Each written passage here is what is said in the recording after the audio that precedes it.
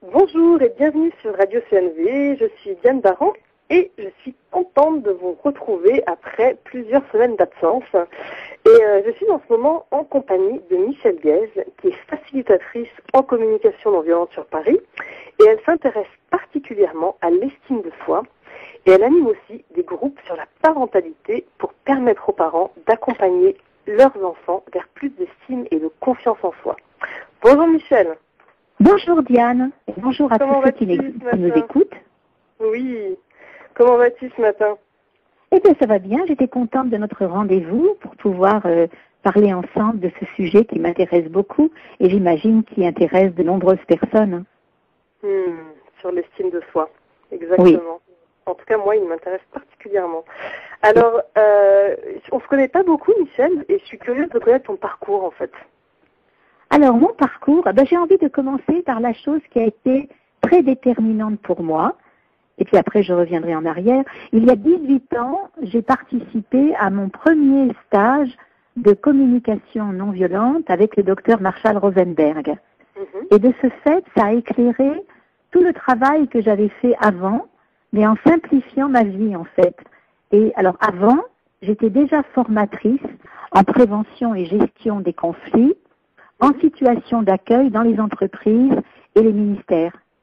Voilà, donc, et comme je suis curieuse et que j'aime apprendre, tout en étant, en animant des modules de formation, prévention et gestion des conflits en situation d'accueil, je suis allée à une première conférence suivie d'un stage, et là, vraiment, j'ai vu à quel point ça m'a ouvert tout un champ de possibilités que je ne soupçonnais pas. En termes de bien-être, de meilleures relations avec moi-même et les autres, et aussi pour la croissance de l'estime de soi. D'accord. Alors justement, c'est quoi pour toi l'estime de soi, Michèle? Alors l'estime de soi, et je vois à quel point le processus de la CNV accompagne cet épanouissement de l'estime de soi, et je crois, alors là je vais parler vraiment de mon cheminement et de mes propres expériences, comme ça les personnes pourront par elles-mêmes continuer à apprendre et à vérifier. Alors pour moi, l'estime de soi, c'est vraiment autour de l'acceptation inconditionnelle de soi-même. Du fait que nous sommes absolument uniques, c'est précieux peu à peu de s'accepter tel que l'on est, en sortant un peu de tout ce qui est comparaison, dévalorisation, ou je ne sais plus, tout ce qui peut nuire à l'estime de soi. Voilà, parce que chacun a une valeur et une importance en tant qu'être humain, rien que par le fait d'exister. Donc au départ, c'est vraiment un cadeau de naissance. Nous accueillons un enfant qui vient au monde tel qu'il est, parce qu'il est vivant, parce qu'il est là. Et qu'est-ce qui fait alors que l'estime de soi, c'est tellement difficile et on le voit parfois, on dit que c'est un petit peu la maladie du siècle, c'est le manque d'estime de soi. Et qu'est-ce qui fait que cette estime de soi, elle est difficile à ressentir à un moment donné de sa vie? Oui. C'est là, je crois que pour moi, le processus de la communication non violente m'a beaucoup éclairé. En fait, ce que j'ai remarqué, c'est que les obstacles à une communication bienveillante et constructive sont exactement les mêmes freins que les obstacles à la confiance et l'estime de soi. Par exemple, nous avons, la plupart des personnes que je rencontre, pour ne pas dire toutes, ont vécu des rapports de force, des relations dominant-dominé. Nous avons plutôt été élevés dans le pouvoir utilisé sur nous et non pas avec nous. Donc tout ce que je suis en train de citer là, c'est ce qui est mis en valeur et en évidence dans le livre « Les mots sont des fenêtres ou bien ce sont des murs » de Marshall Rosenberg. Donc on voit que nous avons aussi appris plutôt dans nos relations à avoir raison ou tort. Donc au lieu d'identifier nos besoins, ce que l'on apprend avec la CNV, nous sommes dans nos relations à qui a tort, qui a raison. Et puis il y a vraiment l'habitude aussi dans le langage de dire tu plutôt que de parler avec je. Dire je, c'est s'affirmer, c'est s'estimer, et c'est d'aller vers ce qui a du sens pour nous. Donc voilà. Et puis le mal du siècle pour moi, c'est le stress avant tout. Et le stress fait que nous n'avons pas forcément le respect de notre rythme. Et si nous n'avons pas le respect de notre rythme, à ce moment-là, il n'y a pas de place pour l'estime et la bienveillance vis-à-vis de soi. Est-ce que tu peux en parler un petit peu plus? Je vois pas trop le rapport, le lien entre le manque de rythme et l'estime de soi. Alors, c'est-à-dire que c'est une société où il y a la compétition, la performance. C'est beaucoup basé sur faire toujours plus de choses, avoir de plus en plus de résultats. Et bien entendu que c'est important d'accomplir des choses, de faire des choses et d'avoir des résultats qui nous satisfont. Mais c'est souvent au détriment de être en lien avec soi-même, être en lien avec nos aspirations, être en lien avec ce qui nous tient à cœur et qui a du sens. Donc il y a peu de temps qui est consacré à l'être. Et la CNV nous encourage à prendre du temps quotidiennement pour nous arrêter, pour respirer, pour se poser la question, mais là tout de suite, comment je me sens? Comment je me sens dans mes sensations corporelles? Et puisque le processus nous dit que nos sensations corporelles, nos sentiments sont la porte d'entrée de nos besoins, donc ça va être l'occasion de nous intérioriser davantage avant d'aller vers des actions concrètes. C'est en ça que je fais le lien entre la CNV qui est au service de l'estime de soi et le langage, la petite voix dans la tête qui nous submerge parfois de pensées dévalorisantes ou de comparaison ou de généralisation ou de culpabilisation, d'exigence. Donc des tas de petites choses qui nous mettent la pression. Et à la longue, cette pression peut amener de la dépression et de la mésestime.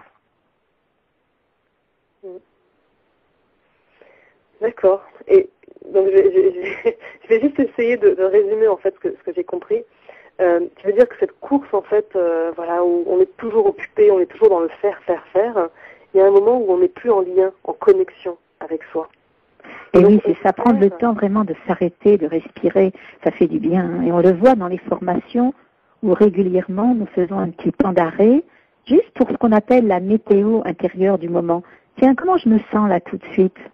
Alors si je me sens plutôt détendue et à l'aise, c'est que mes besoins immédiats sont nourris. Et si je me sens tendue, dans le stress, préoccupée, alors c'est qu'il y a un appel d'un besoin particulier. Et nous allons apprendre, parce que la CNV nous donne aussi un vocabulaire que nous développons, donc pour pouvoir voir toutes les subtilités et la finesse de ce qui est vivant en nous dans le moment présent. Et donc c'est ce lien, cette connexion à nos besoins et aussi le fait de voir des solutions créatives pour y répondre qui va nourrir l'estime de soi? Absolument, oui, parce que quand nous voyons que nous réalisons peu à peu ce qui nous tient le plus à cœur, c'est vraiment très valorisant, nous sommes plutôt heureux, et puis en réalisant des choses qui nous font du bien, nous avons le goût aussi de contribuer au bien-être des autres, et nous recevons en retour des feedbacks, des appréciations qui nourrissent à leur tour l'estime de soi. Donc c'est un cercle vertueux au lieu d'être un cercle vicieux, comme on dit. Alors, comment le fait de contribuer au bien-être des autres nourrit l'estime de soi? Parce que c'est le besoin de contribuer au bien-être des autres en CNV, c'est vraiment un besoin. Marshall dit que c'est l'un des besoins qui est le plus nourrissant. Et oui, parce que le besoin de contribuer à la vie, en fait, ça donne du sens. Nous avons besoin de trouver un sens qui soit motivant, qui nous rende joyeux. Et quand nous contribuons au bien-être d'autrui, eh bien, ça nourrit le partage, l'échange, l'amitié, la bienveillance réciproque. Donc, et puis les autres, en retour, manifestent leur appréciation. Donc, ça crée de la joie partagée. Et la joie est vraiment un signe que nous sommes sur la voie de ce qui est important pour nous. C'est une aspiration. Il suffit de regarder les très jeunes enfants. On les voit quand ils sont dans la joie et comment c'est contagieux. Quand ils ont leurs besoins de base satisfaits, ils sont tout envie de découvrir, d'apprendre, de partager. Ça fait partie de notre nature profonde. De partager, d'échanger, de s'entraider, de coopérer, voilà. Super. Donc plus on contribue à Et pour cela, nous avons vraiment besoin d'apprendre à prendre soin de nous-mêmes en priorité pour pouvoir prendre soin de nos relations. Donc, l'estime de soi nous encourage à utiliser tous les événements chaque jour pour continuer à apprendre et à nourrir ce qui est essentiel pour nous, tout en étant attentif aux besoins de notre entourage. Et le langage est une façon de penser et de parler qui est au service de l'estime de soi, puisque selon le dialogue interne, on va se sentir plutôt dans une humeur plaisante ou alors une humeur maussade. Donc, ça fait partie inévitablement des cycles de la vie et en même temps, c'est possible de ne pas s'y enfermer, tout en acceptant. Il y a des cycles de moments agréables, de moments moins agréables. Et bon, c'est une intention d'aller de l'avant. Et Thomas d'Ansembourg parle de notre élan de vie qui nous tire vers le haut. Et la CNV nous aide à ça vraiment. Oui, et c'est vrai que quand on est dans des moments plus difficiles de notre vie, parfois on a du mal à se connecter à cette estime de soi. Et oui, donc on va même accueillir cette difficulté. Voilà, j'accueille que j'ai de la difficulté là tout de suite, sans lutter, juste accueillir. Et nous l'avons appris ça dans différents stages de développement personnel. Si nous ne résistons pas, les choses se transforment. J'avais lu, je ne sais plus dans quel livre, ce à quoi je résiste persiste, ce que j'accueille se transforme. Donc dans les moments difficiles, c'est précieux de juste accueillir que là tout de suite c'est difficile, je suis triste, découragée, et j'accepte de traverser ce moment qui est juste un moment. Alors je ne sais pas toujours combien de temps ça va durer, mais plus je vais respirer, me donner un moment de silence, de bienveillance, avec la confiance que c'est passager, plus je vais retrouver mon énergie petit à petit. Donc c'est ça que nous propose la CNV, c'est la connexion à ce qui est vivant dans l'instant présent, quoi que ce soit. Bien sûr, nous avons tous la préférence de nous sentir de bonne humeur, dans la joie, la légèreté. Et puis, il n'y a pas que ça. Donc c'est aussi accepter et accueillir quand ce n'est pas notre préférence, en ayant la confiance que c'est passager, quoi, c'est temporaire. Donc c'est vraiment dans l'accueil de ce qui est. C'est vraiment l'accueil inconditionnel, avec la confiance que nous allons peu à peu trouver, grâce à ce sentiment de sécurité intérieure, on va pouvoir utiliser sa faculté à choisir ce qui va nous permettre d'aller vers quelque chose de plus équilibré, de plus agréable à vivre. Et ça peut être de faire une demande de soutien, une demande d'aide, ou une demande d'écoute à quelqu'un qui va pouvoir nous accueillir quand c'est difficile soi-même. Oui.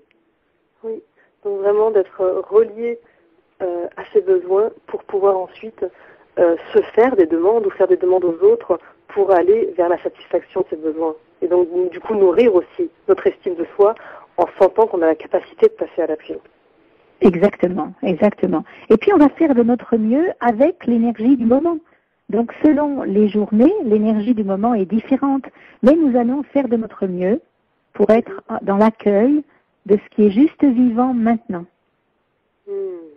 Et puis comme ça, il y a une forme de confiance qu'on va être en capacité de répondre aux défis du moment. On a tous des défis. Oui, et c'est vrai que ça demande du coup un temps pour se connecter à soi. Et oui, un petit temps d'arrêt, oui, une pause. Moi j'appelle ça un sas. Alors un sas, c'est un silence à savourer. J'aime beaucoup ça, me donner des sas. Ça peut être 2-3 fois dans la journée, voire davantage. Et il suffit parfois d'1 minute ou 2 de juste s'arrêter, prendre un temps de pause avec soi-même et juste sentir la respiration, la vie en soi. Et puis ça permet de dédramatiser parfois des choses qui nous perturbent et qui sont, avec du recul, moins graves qu'il n'y paraît au premier abord. Oui. Parfois, on se fait tout un drame de ce qui se passe. Voilà, et là, c'est là où je m'intéresse beaucoup en parallèle à la CNV aux neurosciences, parce que les neurosciences nous disent que nous avons une pensée par seconde, ce qui fait 3600 pensées dans l'heure. Ça fait 36 000 pensées en 10 heures. Hein. Alors, la bonne nouvelle, c'est qu'il y a 10% de ces pensées qui sont aidantes. Et la mauvaise nouvelle, c'est qu'il y a 90% des pensées qui sont répétitives et limitantes par rapport à notre bien-être et à notre estime. Donc, le fait de continuer à apprendre toutes ces choses en lien avec notre humanité, ça peut aussi nous permettre de voir la nécessité de ralentir. Puisque quand nous prenons le temps de ralentir, de nous relaxer, de respirer, nous donner de l'auto-empathie, ça diminue ce flot incessant de pensées. C'est énorme, hein, 36 000 pensées en 10 heures. C'est énorme. Énorme. C'est fatigant. Et ce qui est triste, c'est que 90% sont répétitives et pas forcément aidantes. Hein. Non. Voilà, donc c'est beaucoup de prise de conscience finalement, grâce à la CNV et à l'observation. C'est là où on revient à l'observation. Est-ce que tu peux rappeler pour les personnes qui commencent à pratiquer la CNV, ce que c'est pour toi que l'auto-empathie, Michel? Alors, l'auto-empathie, c'est la capacité justement à s'arrêter 1, 2 ou 3 minutes et à prendre le temps de respirer et puis de se poser la question, tiens, comment ça va là dans l'instant présent? Comment je me sens? Et puis, quelles sont mes sensations corporelles? Et quelles que soient ces sensations, les accueillir en respirant tranquillement, profondément.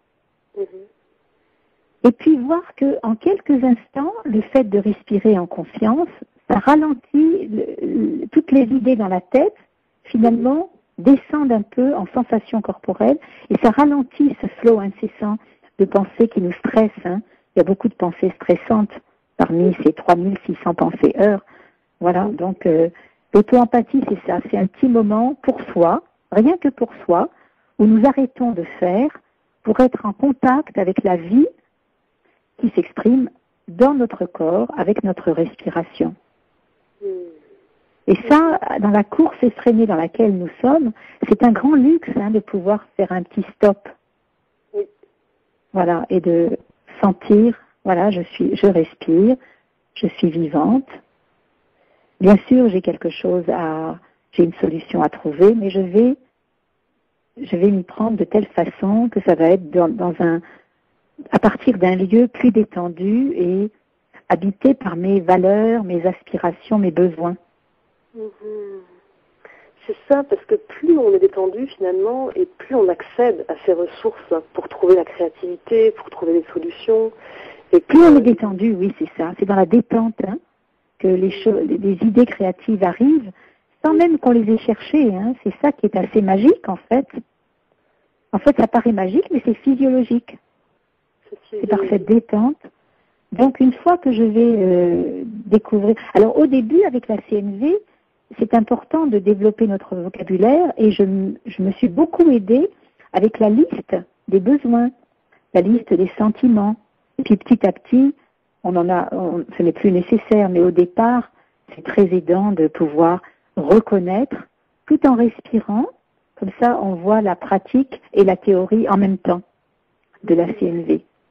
Là, c'est vraiment du concret. En fait, concret, justement, Michel, que tu es en train de partager, c'est de s'aider de la liste des sentiments et des besoins.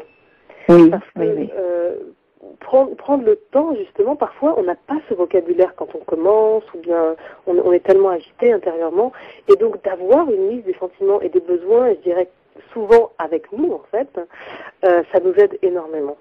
Ah oui. Est-ce que tu as d'autres clés comme ça, justement, pour augmenter l'estime de soi? Donc là, tu as parlé d'auto-empathie, tu as parlé des listes des sentiments et des besoins. Est-ce que tu as d'autres petites clés comme ça à offrir pour reconstruire ou se reconnecter à l'estime de soi? Alors, oui, en effet, alors de connaître nos besoins, nos aspirations et ce qui a du sens pour nous, ça va nous donner un sentiment de sécurité et puis de voir que nous avons le choix finalement d'aller dans une direction ou une autre. Et que tout cela, c'est un apprentissage progressif et naturel d'aller vers ce qui nous épanouit, c'est naturel. Et ça se passe tout le temps dans l'instant présent. Donc plus nous allons apprendre à vivre l'instant présent, plus nous allons voir que c'est possible de vraiment nous installer dans cette sécurité intérieure que donne l'estime de soi et la confiance en soi. Donc c'est vraiment une clé qui ne marche que si on la met en pratique avec des toutes petites choses, comme ce moment que je viens de décrire, ce sas, ce silence à savourer, faire connaissance avec la liste des sentiments et des besoins, repérer les mots qui sont des obstacles. Par exemple, un des obstacles majeurs, c'est chaque fois que je me dis dans ma tête, il faut, je dois, je devrais, ou bien je dis à quelqu'un, mais tu devrais, tu dois, tu aurais dû, tout ça, ça culpabilise, ça nous met la pression.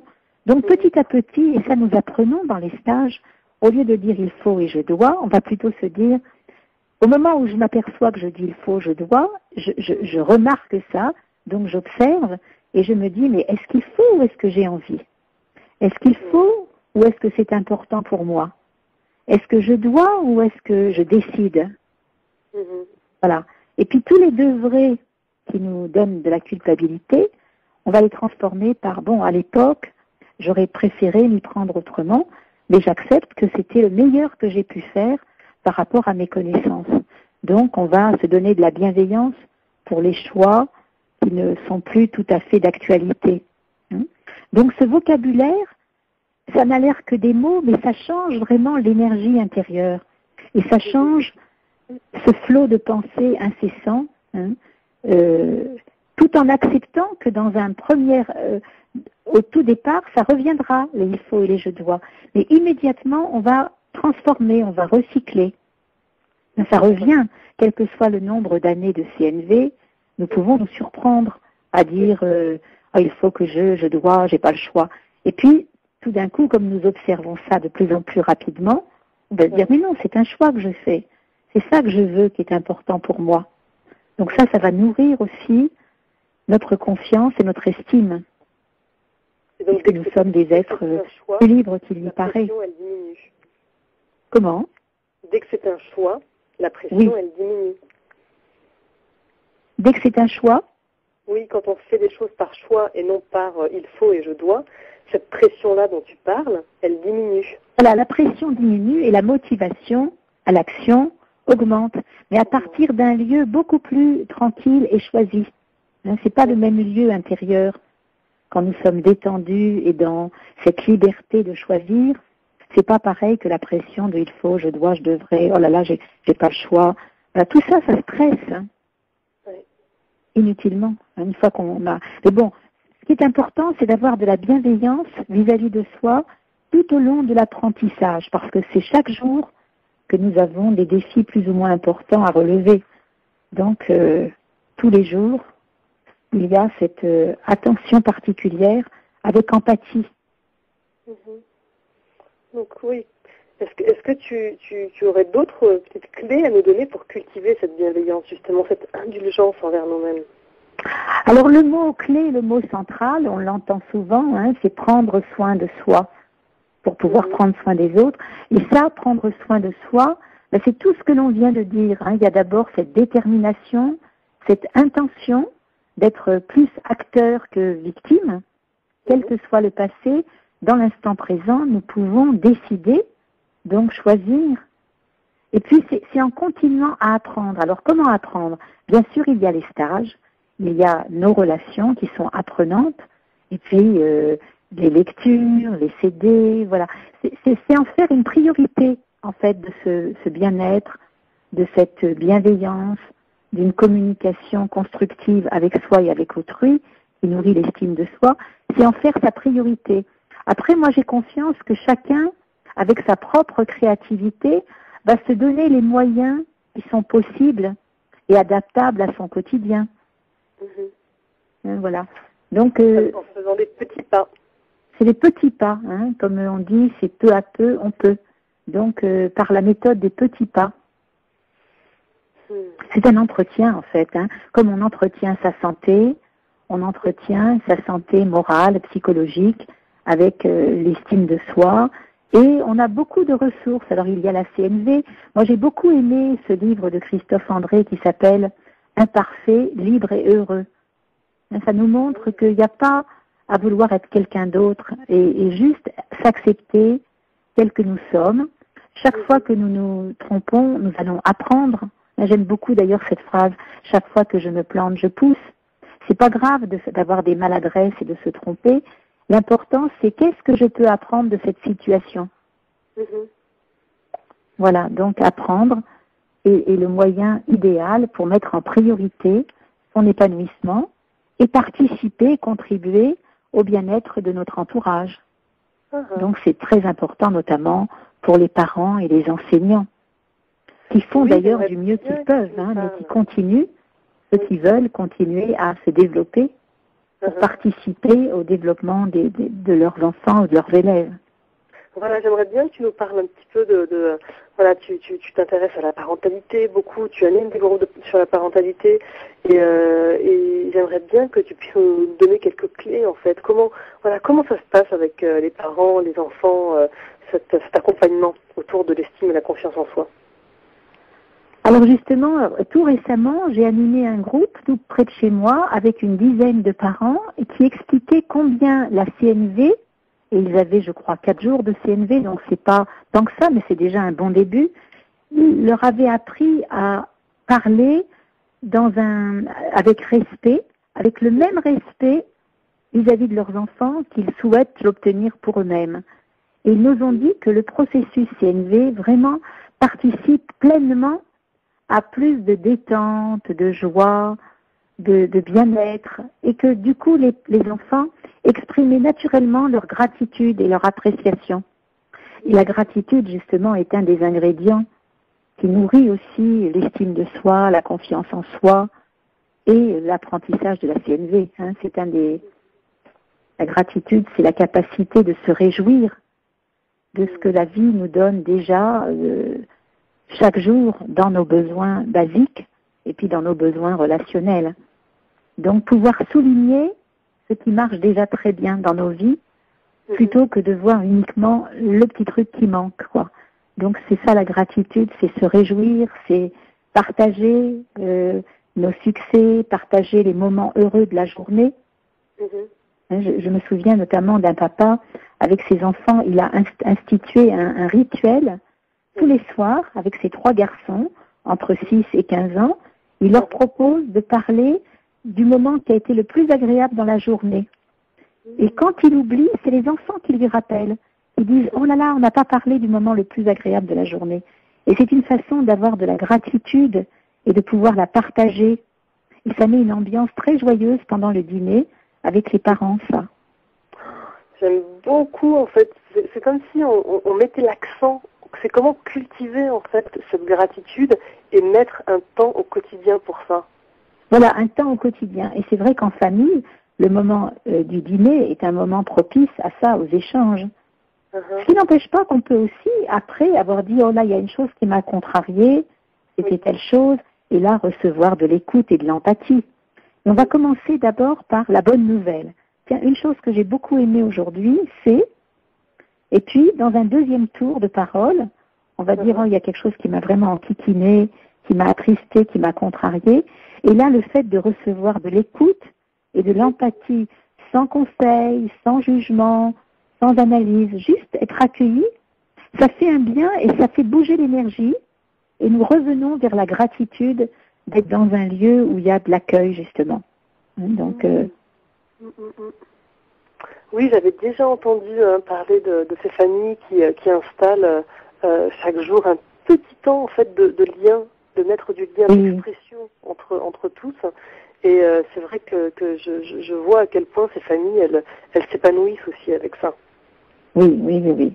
Et puis je pense à une maman qui, elle, a médité tous les jours pendant 3 semaines, parce que j'avais dit ça dans un stage, si nous voulons observer des changements durables, eh bien commençons par ces petits moments d'auto-empathie et de réflexion sur une phrase qui nous touche, tous les jours pendant 21 jours. Et si au bout du 15e jour, nous oublions, nous recommençons 21 jours. Et cette maman, elle y a pris goût parce que à chaque fois, elle oubliait au bout du 10e ou du 14e jour, ce qui fait qu'elle recommençait. Et elle, son objet de méditation, c'est une des phrases de Marshall Rosenberg qui dit « À chaque instant, nous pouvons choisir de s'aborder ou de construire nos relations, notre environnement, le monde qui nous entoure. Donc à chaque instant, nous pouvons choisir ou de s'aborder ou de construire. Voilà. Et cette maman, en lisant ça tous les jours et en prenant ces 2-3 minutes de centrage, de respiration, juste d'être, elle nous a dit que ça a vraiment fait son chemin et ça a recyclé ses pensées stressantes, une partie en tout cas, des pensées stressantes qu'elle alimentait à son insu. Parce que souvent les pensées limitantes et stressantes, elles s'autorégulent sans notre observation, sans notre conscience. Donc là, elle a mis de la conscience sur ce qu'elle voulait comme nourriture intérieure. Et ça a apporté vraiment des changements. Donc au lieu d'être dans une réponse en réactivité immédiate, un peu comme du ping-pong, là, elle s'est dit, voilà, avant de parler, je vais prendre un temps d'1 ou 2 respirations, et là, ça permet de répondre d'une façon créative plutôt que réactive. Donc c'est juste le changement du C dans le mot, mais ça change tout. Créative, réactive. Oui. Et c'est vrai que les parents, tu vois, je vois autour de moi, ça va tellement vite qu'ils sont davantage dans l'action que dans la connexion. Exactement. Oui. Tout à fait. Ils sont beaucoup dans il faut. Vite, il faut préparer le repas. Vite, il faut prendre le bain. Vite, il faut se coucher tôt.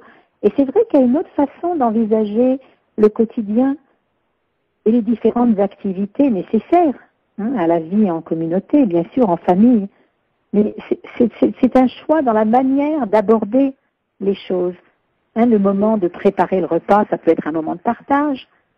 Et puis le moment des devoirs, ça peut être l'occasion pour le parent ou la maman de se poser à côté de l'enfant, et puis pour être là s'il a besoin, pour le soutenir. Mais c'est vrai que si tout est fait comme une corvée, la vie devient difficile. Oui. Si nous ralentissons, c'est pour ça que nous avons aussi le symbole de la tortue dans les stages, parce que tout cela nécessite de ralentir un petit peu. Or, on parlait de la société tout à l'heure, qui est lancée à une vitesse TGV, qui est bien pratique pour beaucoup de choses, mais pas pour les relations. Non. Et on est habitué, il y a les fast-food, la nourriture rapide, il y a les speed dating, les rencontres rapides. Et tout est rapide. Et pour la relation avec soi-même et avec les autres, on gagne vraiment à ralentir, à s'offrir du temps, puisque le temps, c'est notre vie. Donc, nous voulons une vie qui soit vraiment pleine de sens et de partage et de pouvoir contribuer. Voilà, donc... En fait, on en revient toujours à la même chose. Comment vivre en étant au service de la vie? Et le langage est un soutien pour ça. Ce n'est pas du langage pour du langage, parce que ça soutient cette envie d'être au service du bien-être de soi et des autres. Comment être au service de la vie? Ça, ce serait une belle phrase sur laquelle on pourrait méditer tous les jours. Oui, être au service de la vie. Et le langage nous aide à ça. Et ça commence par une intention sincère, renouvelable, quotidiennement, en conscience. Bon, et est-ce que tu aurais un petit mot à dire à ces parents, voilà, qui sont parfois un peu découragés, qui sont... Qu'est-ce que tu aimerais leur dire, leur faire passer? Déjà, reconnaître que c'est le métier pour moi le plus difficile au monde, d'être parent, et qu'il n'y a pas eu d'école de parents. Donc vraiment déjà reconnaître qu'ils font du mieux qu'ils peuvent avec ce qu'ils ont appris et avec eux-mêmes les modèles qu'ils ont eus. Donc déjà, pas de culpabilité. Jusqu'à présent, ils ont fait de leur mieux. Et puis s'ils veulent innover, voilà, ils ont quelques pistes pour innover. En commençant par le langage, et surtout prendre soin d'eux-mêmes, parce que quelquefois ils s'oublient eux-mêmes, ce qui fait ils sont stressés, et ce stress, ils peuvent à leur insu le déverser en criant, en ordonnant, en étant dans une rapidité qui ne correspond pas au rythme de leurs enfants. Donc peut-être que les parents auraient besoin d'avoir du soutien pour pouvoir prendre soin d'eux-mêmes déjà. Pour être plus cool, si j'ose dire. Et c'est ce qu'ils me disent, ceux qui viennent en stage. Récemment, il y a une dame qui m'a dit « Oh, j'apprends à être plus zen Et mes enfants ont remarqué. Et quand je commence à m'énerver, mon fils me dit « Quand est-ce que tu retournes en stage, maman ?» Et voilà, parce qu'il a remarqué que quand elle revient d'une formation où il y a eu justement de l'écoute, de l'attention, de la bienveillance, pendant plusieurs jours ou semaines, les choses deviennent plus souples, plus agréables, plus détendues. Les enfants aiment ça, hein, ils ont un rythme plus naturel. Plus ils sont jeunes, plus ils sont proches de leur rythme naturel. Voilà. Donc, avant que ça devienne un art de vivre, ça nécessite de la pratique et encore de la pratique. Et tout au long de la vie, de la pratique, avec cette intention consciente de vivre dans le présent. Effectivement, ouais. C'est un chemin d'apprentissage d'une vie. Je crois que les personnes qui se sont formées à la CNV et qui nous écoutent trouvent que tout ce que je viens de dire, bien entendu, ce sont des évidences. Alors c'est vrai, ce sont des évidences, alors il y a ce que nous savons, et puis il y a ce que nous mettons en pratique. Et c'est là où le défi est grand. C'est, nous savons des choses, et comment choisir de les mettre en pratique, pas à pas, peu à peu, moment par moment. Et c'est là notre défi humain, en fait. Parce que le savoir, maintenant, ces choses-là sont de plus en plus connues, y compris dans les magazines, certaines émissions et tous les livres qui sortent. Donc du savoir, on en a plein nos étagères et plein nos idées. Maintenant, la mise en pratique, ça c'est quelque chose qui nécessite une attention et une vigilance particulière. Hein. Oui, et c'est là où voilà, on est des étudiants éternels. Voilà, moi je me sens en formation permanente, constante. C'est pour ça que j'ai beaucoup de gratitude vis-à-vis des personnes qui viennent se former avec moi, parce que c'est une éducation réciproque. Avec chaque personne que nous rencontrons, c'est l'occasion de dialoguer, d'affiner notre écoute, de comprendre nos motivations, nos aspirations, nos besoins, et pouvoir se reconnaître, puisque en tant qu'être humain, nous avons aussi cette sensation d'appartenance, qui est un besoin d'être relié, d'être dans le partage, dans l'enrichissement mutuel. Je ressens beaucoup de gratitude pour toutes les personnes qui ont le goût de venir se former, parce qu'ensemble, nous continuons à apprendre, à pratiquer, et nous vivons des moments d'humour, de légèreté, de profondeur, de rire, de larmes. Et tout ça, c'est cette vie qui est tellement foisonnante de diversité. Et en même temps, nous voyons dans cette diversité l'unicité de chacun. Voilà, donc vive l'apprentissage et vive la pratique. Et puis à propos de l'estime de soi, rappelons-nous que s'estimer soi-même est la garantie d'être aimé toute la vie. Ça, c'est une petite phrase d'Oscar Wilde que j'aime beaucoup son humour.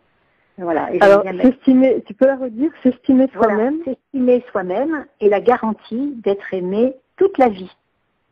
S'estimer soi-même, c'est la garantie d'être aimé toute la vie. Voilà. C'est très beau, je ne la connaissais pas et j'aime beaucoup.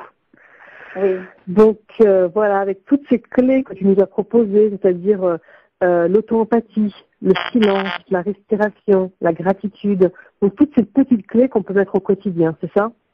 Voilà, c'est ça. Et puis il n'y a qu'une chose, hein, c'est comme le pianiste qui fait ses gammes, c'est de pratiquer, ou quelqu'un qui apprend un sport, il va pratiquer. Donc voilà, c'est ça que ça nous demande, une intention régulière, le plus souvent possible, de pratiquer en conscience. Et là, nous avons des chances d'aller vers plus d'épanouissement, d'estime et de relations qui soient satisfaisantes pour nous et pour les autres. Parfait. Eh bien, c'est maintenant le moment de se dire au revoir. Alors, merci beaucoup, Michel, pour ce moment que tu as pris avec nous pour nous expliquer, voilà, ton point de vue sur l'estime de soi. Et je vous dis au revoir à tous et au plaisir de vous revoir très bientôt. Et merci, Diane, merci beaucoup, Diane, de m'avoir donné l'occasion de partager mes propres découvertes, et puis chacun va continuer à découvrir à son rythme, par la pratique. par la pratique. Donc pratiquer, pratiquer, pratiquer. Et voilà, c'est ça le mot final. Et voilà, c'est ça. Bon. Merci beaucoup, Michel. Merci à tous ceux qui nous ont écoutés. Et à une prochaine fois. Au revoir. Et à bientôt. Au revoir. À bientôt. Au revoir. Au revoir. Au revoir.